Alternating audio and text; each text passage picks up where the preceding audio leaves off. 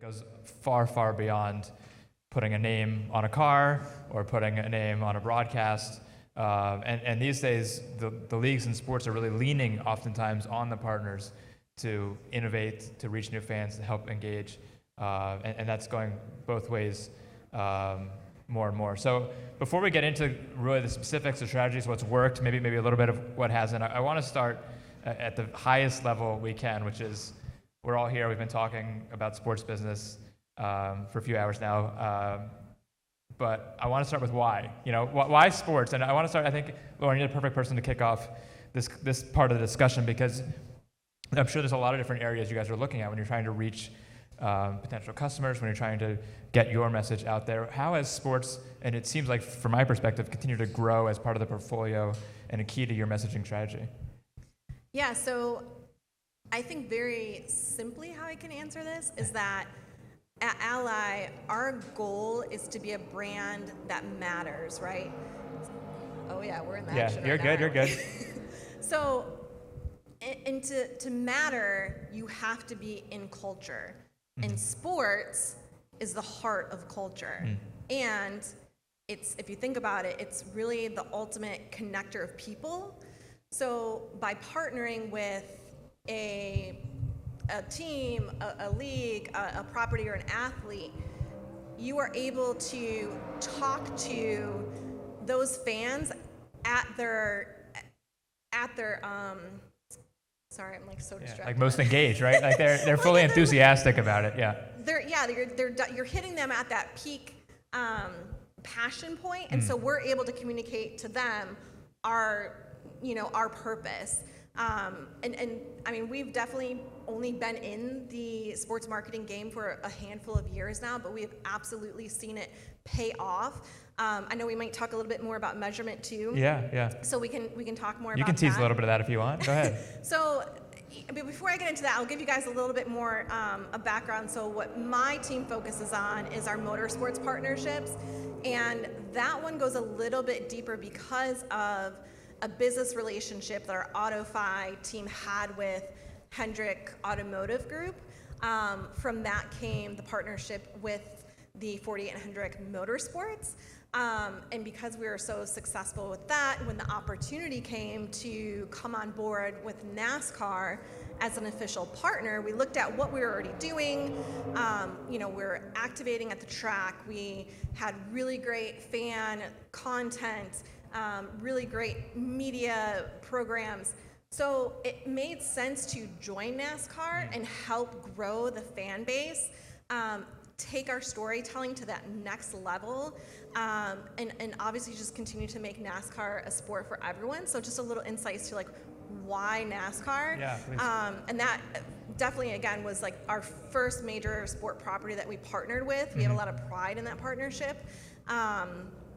But yeah, do you want me to talk about measurement? Please. Or you want to get there? Yeah, start there. Yeah, go ahead. So when it comes to measurement, we have a really robust scorecard that we've created we have an internal research team that has helped develop this. We obviously work with different third parties, and what we're really measuring is the brand affinity, right? Do people like us as a brand? Are they likely to use us as a brand and then ultimately becoming a customer, right?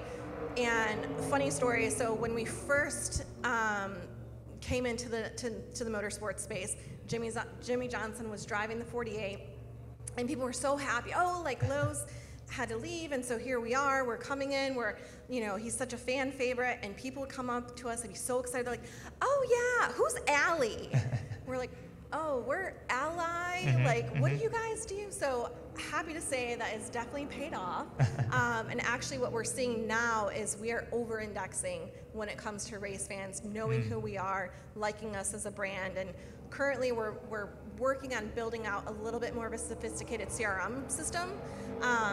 So it's definitely, the measurement is important. We have a lot of room to still grow there, but it's definitely paying off. Yeah, that's fantastic, and we'll definitely get into that measurement conversation, and it's great to hear that sports has kind of worked, and it obviously has, because you guys are continuing to grow that sports folio. I think, Jeff, I'm curious your perspective here. SeatGeek is obviously a company that's much more endemic to sports. It's like, it'd be weird if you weren't sponsoring in sports. So given that within the wide world of sports that exists, how do you figure out what properties to work with, which ones to work best with, which ones to work more deeply with, and how has that evolved over time for y'all? Yeah, it's really aligned DNA, and I'll parlay your first question into this one as well, Jacob. Why sports? Why live entertainment? The basis of why SeatGeek was founded was that live events are these rare, amazing, life-affirming moments that are the fabric of society, the fabric of life and our relationships. Here, last year, a newer friend of mine and his family have been buying tickets for this race for years. Every year they go.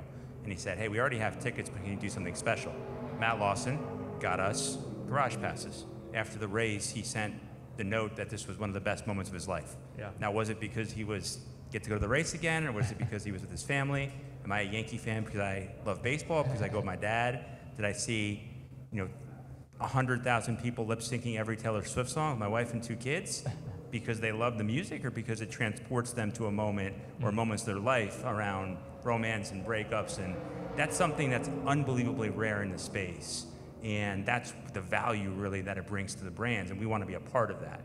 Now, the choice we make are people that want to elevate that experience. We believe that ticketing for long has been old legacy technology that has people desiring more, and I think that's pretty much a fact. The only thing that unites Congress besides China and TikTok is their hatred of ticketing. So we believe that it should be a lot better, and we are here to try to work with brands and their executives who want something more and expect more, and that's how we initially decide. And over time, as SeatGeek has gotten to be more and more of a known brand and an innovator in what you guys are doing, how much have the conversations with the leagues changed to how can you help them?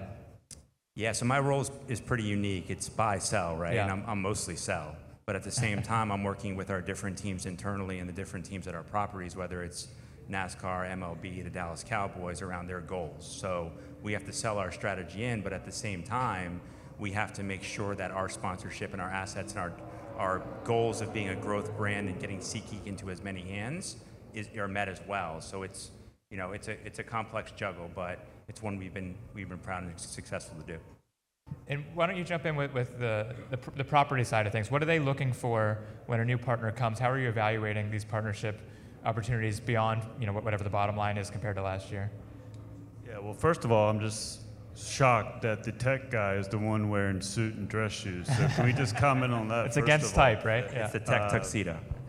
So the question was, what do properties look at for partners or the valuation of deals? Sorry, Yeah. it's up to here. Of course, yeah. What are the properties looking for in a partner? How are you In a evaluating? partner. Yeah, I mean, it varies, right? And it was interesting talking to the One Championship guys last night. I think they know who they are, right? So they go after certain partners.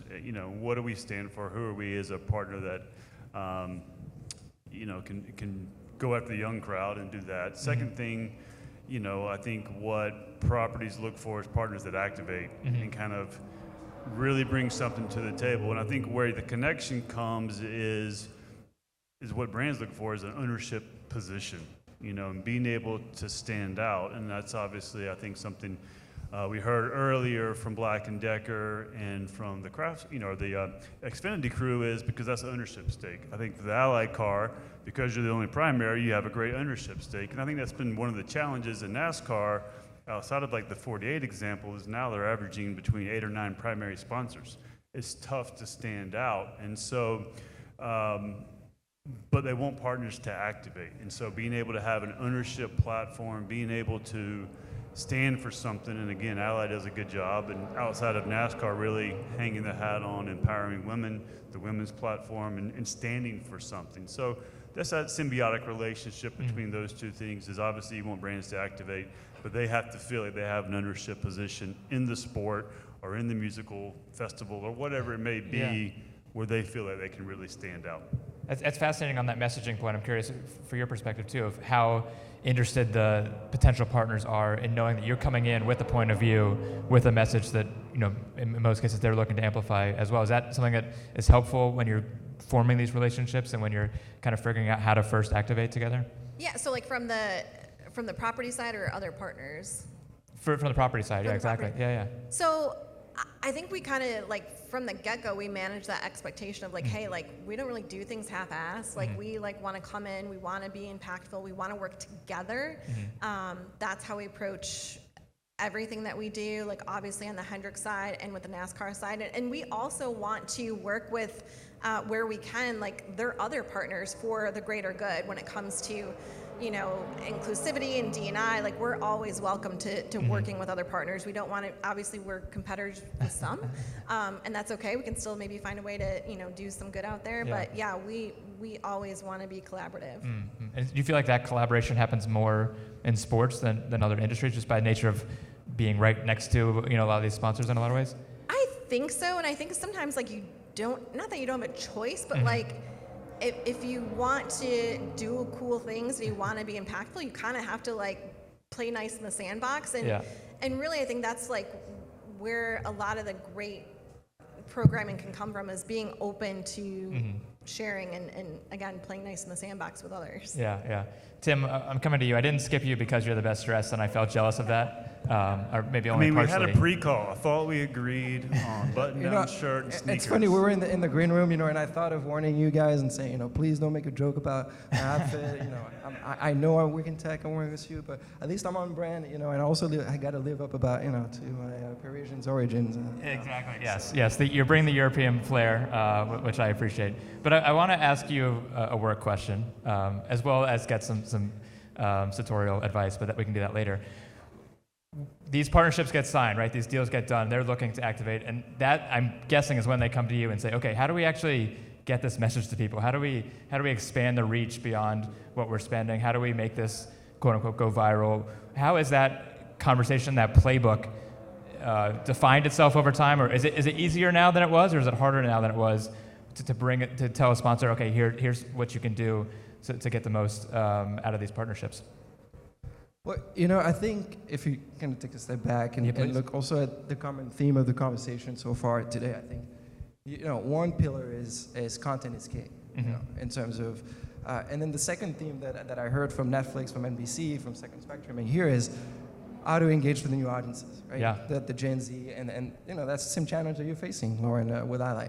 And so the ones that are doing it well, and kind of engaging successfully with the, 3.9 billion people that are kind of on their platforms every month, across like Facebook, Instagram, WhatsApp, and so on, they're doing it, they're nailing content, and they're also nailing the way they engage with Gen Z. And so for brands that are active in sponsorships, they're finding returns on their investment, when they're able to really engage with those audiences organically, authentically, and driving the business side. If you look at what we did in May, for example, we rebranded our branded content ads product into partnerships ad, right? And I think it's a small detail, but actually speaks to, the notion of partnerships just goes way beyond like the simple investment, right? And the branded opportunity. So, and the reason we did this as well is because like we're just saying, marketing spend being allocated to, for example, creators, and that is growing exponentially. $26 billion spent last year, on creator, and we expect that to top social marketing spend by 2025. So, the ones that are doing right are tapping into this opportunity in the creator economy. They're creating content that actually feels relevant and engaged with the young audiences, and then, they're engaging their entire ecosystem. So if you think, NASCAR, they have an amazing drivers ecosystem, teams ecosystem, creators ecosystem that a brand like Ally can tap into to really convey their messagings and eventually like land their narrative with the audiences they're targeting. Jeff, you want to talk a little bit about what you're doing with creators? Because I'm curious. Yeah, as new generations start to become a greater share of the wallet, one of the biggest proof points we have is how well are we doing with that younger, newer generation, just like a generation that's maybe aging out a bit. So right now we're 34% Gen Z, right? We have that. We are the largest share in the ticketing space. To us, that is a proof point that we're doing the technology in this space. We're giving that efficiency in the space, the convenience that's required for a newer consumer that is more tech focused. And we want to make sure that we're authentic in our messaging for them. So partnering with brands who are activating us in a cool, edgy way. So some of you may have seen the Cowboys schedule release with Post Malone. That was a very edgy spot. And then not all rights holders are teams or properties like NASCAR.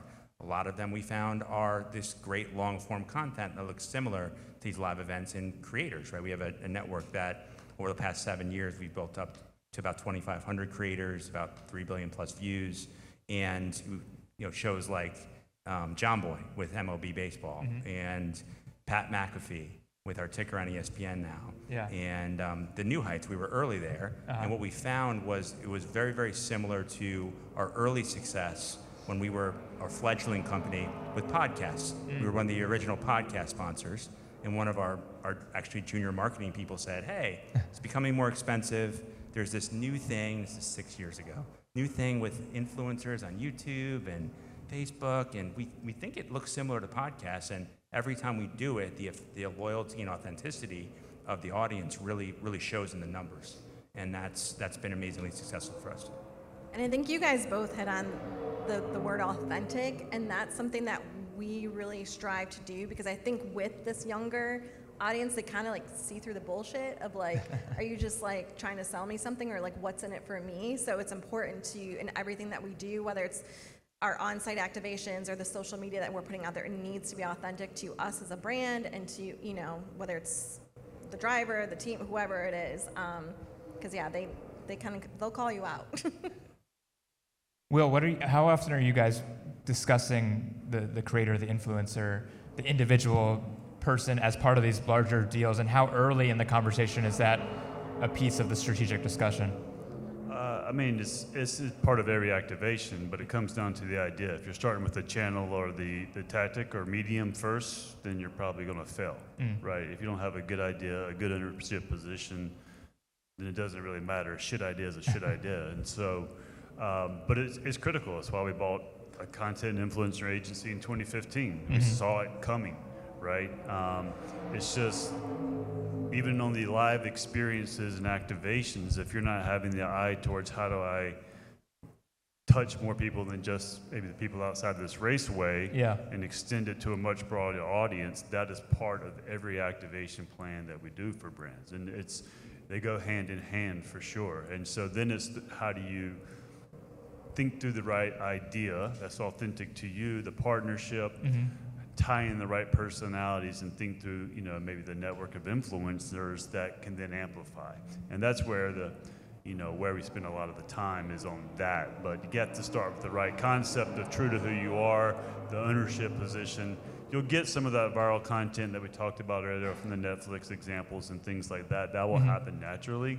But, you have to be authentic and really think through those things first.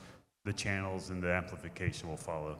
So tell me, where does the concept come from? What is your first meeting like with a brand that wants to break through, that wants to do all these things, that you show in your book of successful activations? What's the first question you're asking them to hone in on what that idea is going to be that's going to be successful? I think a couple of things. One, right, we always ask them to think about what they're really trying to do in a partnership. And so we talk about whether you want to do a message, right? Think about P&G and Thank You Mom. Or is it a capability? I want to showcase a technology, maybe like Xfinity. I think what you guys have done with, like I said, Ally and Women's Sports is phenomenal.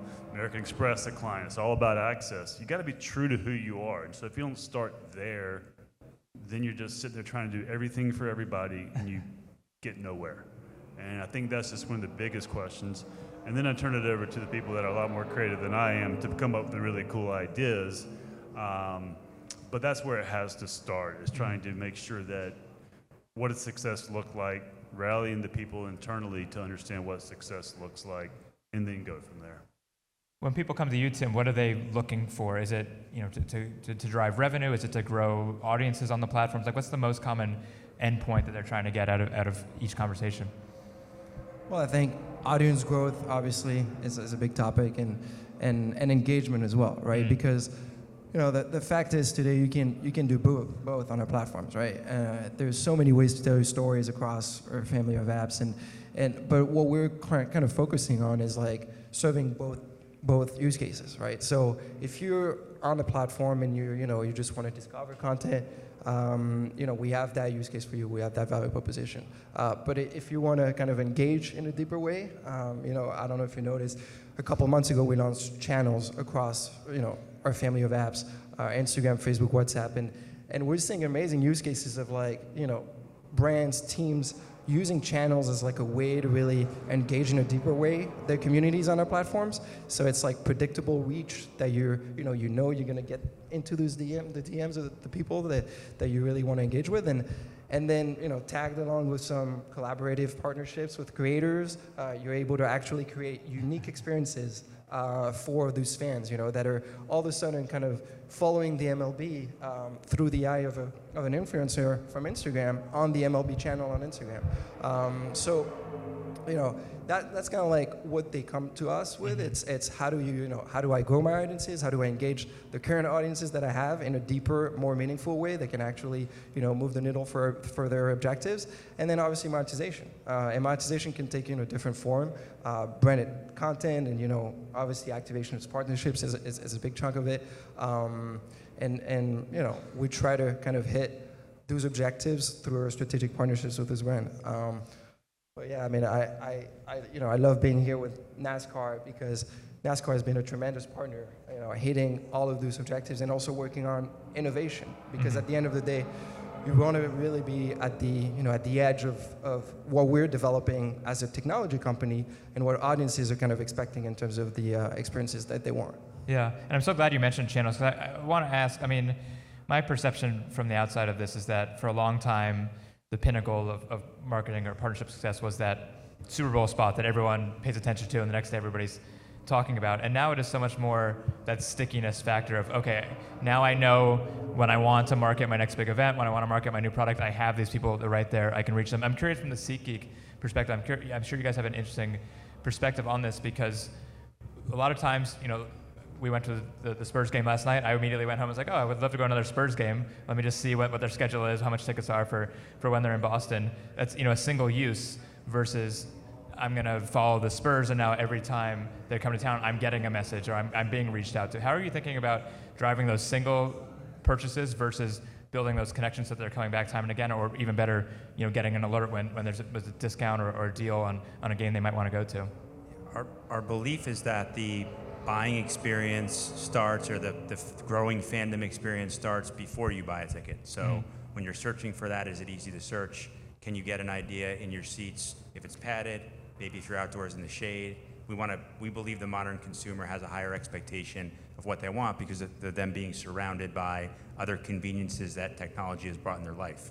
So if we could deliver that experience from the beginning of the fandom, before they buy a ticket, to event day where you're getting information that makes it easy for you to park, where to enter, really a ton of detail. And then because of what we know about them and our collaboration with the properties that we're working with, can we deliver them really tailored messaging? So for example, if there was an email address that was at Ally, maybe all of those employees, if they're a partner, get a customized screen that is Ally, right? We have the ability with modern tech to be able to put if-then logic into a rules engine to activate that for a property, and that being part of that experience makes that fan more loyal to SeatGeek in the process. And we're fortunate, right? We have data that shows people coming back and long-term values and promo codes. It's more fortunate to other brands we could A/B test it against other games, and maybe we don't have a partner, or we haven't treated marketing and tell whether that works, which is a benefit maybe over other properties that aren't direct. Lauren, you touched on a little bit the CRM and trying to get to know who these people are that are finding out about your brand. How are you thinking about going beyond the race day and connecting on a more regular cadence with these people? Yeah, so what we're finding is, and again, we're evolving, but like right now, if you sign up to do our rollerball activation, you'll get an email that says, hey, thanks for coming out to the race. Here's more about Ally. If you want to learn, click here. And then the next email they get is just immediately into a product email. So what we're trying to do is create a really customized journey. So it's not just like, hey, thanks for showing up, but here, we want you to use our products now. That's because you do see the drop off, right? Yeah. So I think that's important to you have to nurture those leads. And I think, taking a step back a little bit more, I joked when people would say oh, who's Ally? What do you guys do?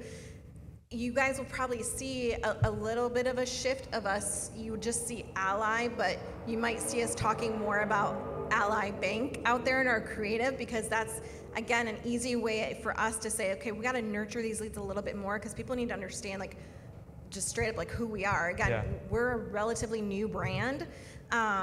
So just little things like that, but just nurturing the leads a little bit more so we can get them through the funnel and have them not drop off as quickly. For you, Will, how often are brands increasingly thinking about trying to own that audience, own that relationship? Like, not every brand is going to be able to have that dedicated audience. So how are they balancing that?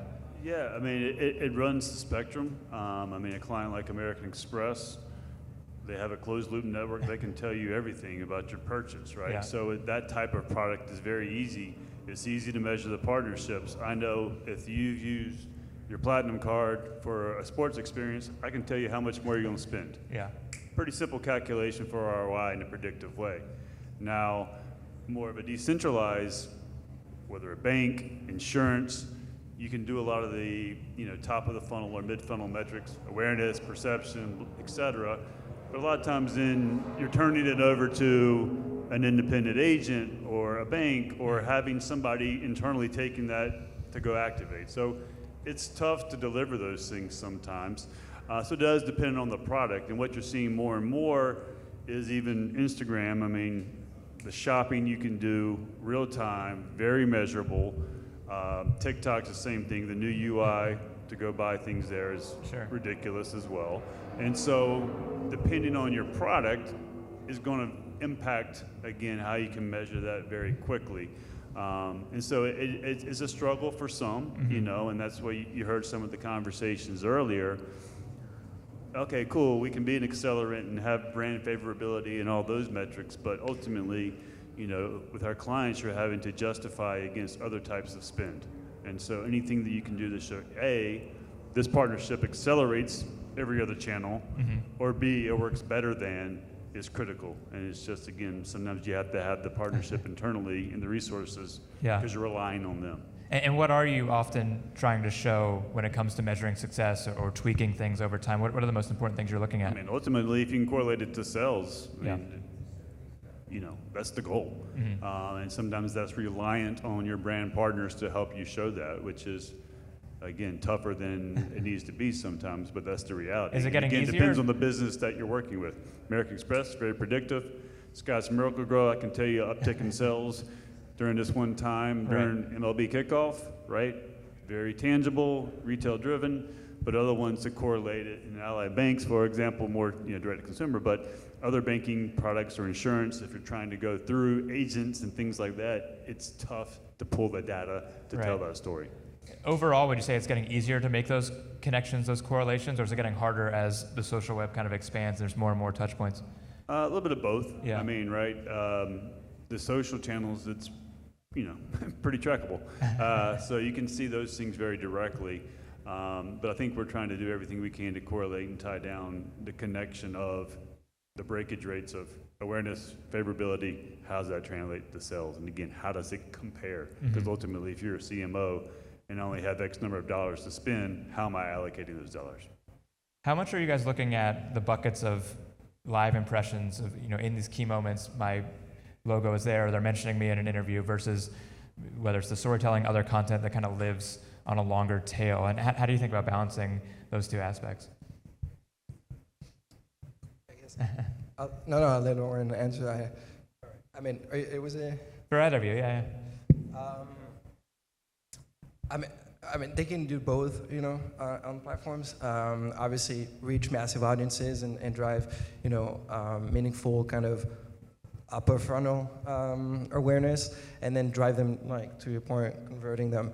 And then just piggybacking on what Will said, it's like, how do you, once you got them into your environment, right? How do you kind of continue that conversation? And how do you drive really meaningful relationships with those people? And you could do that also on WhatsApp, for example.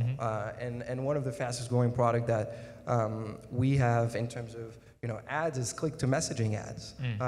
And then, you have like 600 million people a day communicating with the businesses and driving that relationship. In India, if you look at India, and every week, 60% of the people on WhatsApp in India communicate with business through messaging on WhatsApp. So I think that relationship with brands, is actually happening online, and so you can really drive that kind of funnel conversion, down to the really meaningful, act of just buying and purchasing, and then conveying a good customer relationship. So yeah, I mean, we provide all the insights that they need. To Will's point, it's pretty trackable, and they can achieve kind of both upper funnel and down the funnel objective. On mine, with sports partners, I focus much on the upper funnel side, working on great content, because at the end of the day, again, content is going to get you those eyeballs and drive those. Coming back to you on that, because I'm curious about, there's been a lot of conversation around group chats as really this nexus of the next version of social media, whether that's a private channel that's led by a brand or a team or a property, or whether it's just a group of friends, 8 people, 50 people, whatever it is. It gets a lot harder to track the virality. It gets a lot harder to connect with those people that are seeing that and follow up. How does that affect the type of content people are making, or the ways that they're measuring success when it is increasingly difficult to kind of measure that impact in those group chat environments? Chats, conversation happen, natively, organically across the board, obviously, but they're connected, right? So they're connected behaviors. If you look at, for example, Instagram, right? Reels, you guys know I've been, increasingly important in the Instagram experience, and it's driven 40% uptick in watch time on the platform since launch.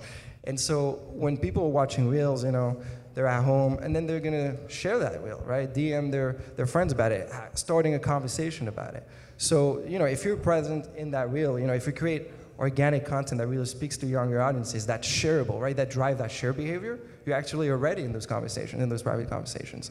And then the second aspect to it is, we're trying to make it easy for brands and organizations to reach their customers where they are and on the topics, and in a private way as well.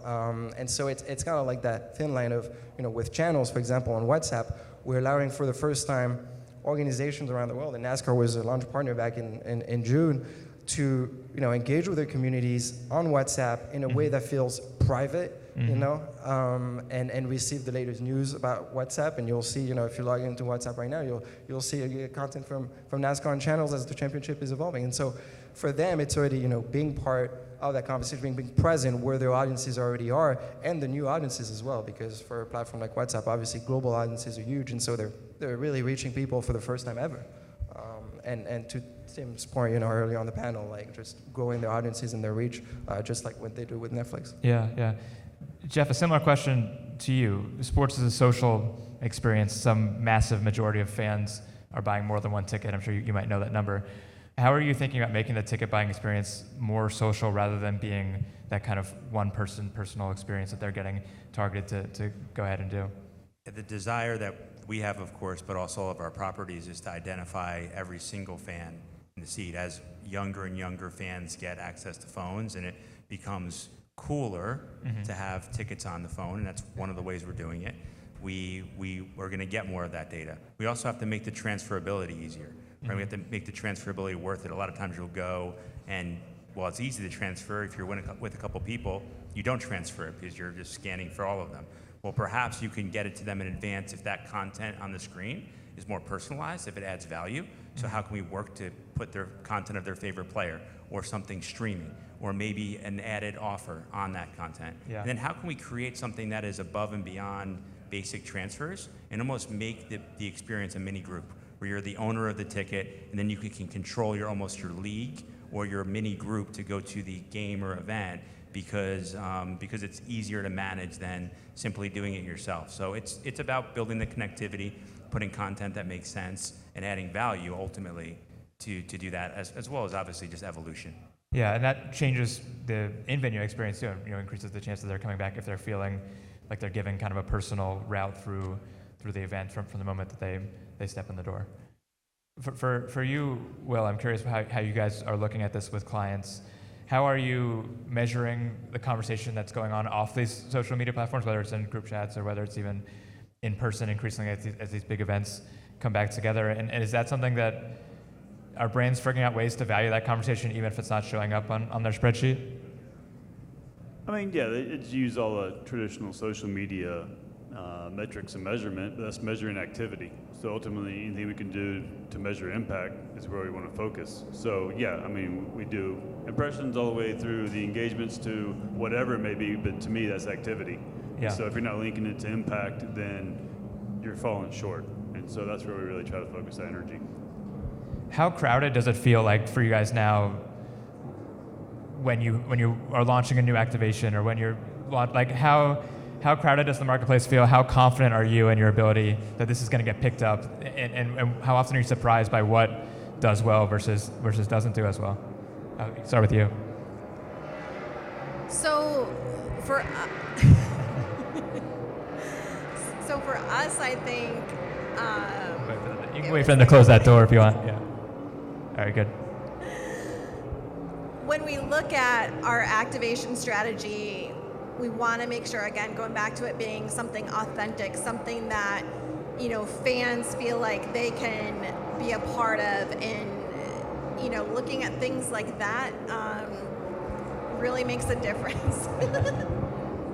You're right. Losing it. Yeah. Sorry, what was the question again? I'm curious how often you're surprised by the results of an activation. Like, do you have a good sense of how well something's going to do ahead of time, or how has that changed over time too? But I think it just goes down to like pre-planning and making sure it's something that we know the fans are going to want to engage with and be a part of, and giving them those experiences that nobody else can give them.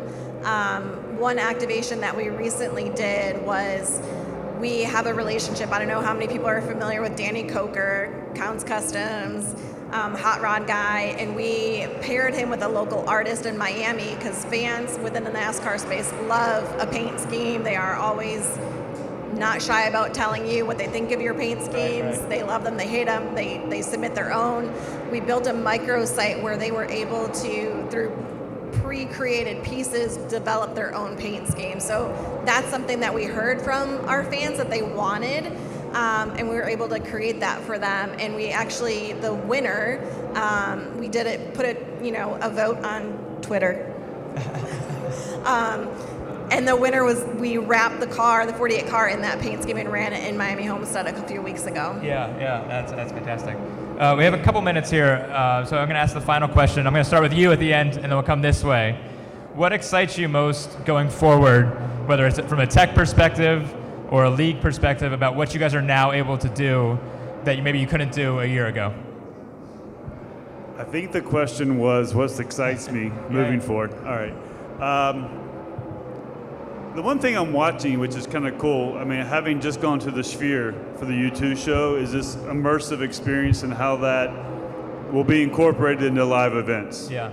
My good friend's building some stuff at Cosm and some of those viewing centers. So the immersive experience of like how that's going to work together after going to the U2 show there. Yeah. I'm really, really curious. You went to the show, you said? I went to the show, but like, how does that apply to if you're building a new arena? Yeah. Or, all those types of things, and how that's going to interact of, will fans go to just watch versus a live event? And how that plays out, to me, is going to be very, very interesting. And it makes everybody raise the bar, right? Once you've seen that once, then everybody else has to match that too.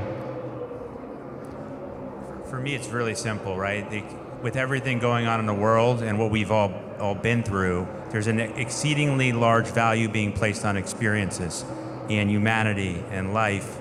And there's nothing that brings it like a concert or a race or a game, and being able to have technology that helps elevate that and deliver those experiences not only gives a great gift to society and humans, but also will bring a lot of money and business value, right? Yeah. Tim? Well, I think obviously, represent tech companies, so some tech developments are pretty exciting. Yeah. Giving new legs to these partnerships. I think the field of AI and generative AI is very exciting, and we can really start creating new experiences, kind of customized experiences based on large language models, that can feel very exciting ways to engage. And then the second pillar is to Will's point about immersion, right? Obviously, the increasing merge that we're seeing between the digital world and the physical world is going to give birth to a lot of new experiences, and brands and partners are all going to be activating in these new spaces. So I think that's a kind of a white space that's only really emerging. We're only starting at the surface. I mean, on our end, we just launched the first mainstream mixed reality headset with Quest 3 a couple weeks ago. So that, that's just pretty exciting. We could have had a whole hour-long conversation on AR, VR, and mixed reality partnerships for sure, but we'll leave that for next. And I'll give you the final word here on what excites you most moving forward about what's now possible when it comes to sports partnerships. Yeah, so I'm going to go in the opposite direction, because as important as technology is to the future of sport partnerships, and I think I'm excited about continuing to have that human impact, because I think sometimes we take for granted as brands or properties or teams of how just that impact we can have with fans and the access that we're able to give them that can be a lasting impression and maybe convert them to become a product user or service user, as well as the good that we can do together in communities. So sorry, I know that's the really warm and fuzzy answer, but I think, again, we lose track, especially in today's world, of like that human impact and that human touch is so important. And we have really cool jobs that I think we're able to come together and make a difference in lives and in communities. So Heyman to that. I was, at the Spurs game for the first time. Last night we saw Wemby play for the first time, courtside warm up. It was just an incredible experience. And then these are, lifetime memories. And so it's just like on the technology side, it's really how you can amplify those moments and and make it a social experience. But obviously, that kind of real life aspect is so part of the experience. Yeah, it's amplifying that experience and giving more people a chance to have those once in a lifetime experiences. Well, thank you all. This has been a fantastic conversation. We'll be around. We'll be talking more. And I'm going to turn it over to Alex, trackside.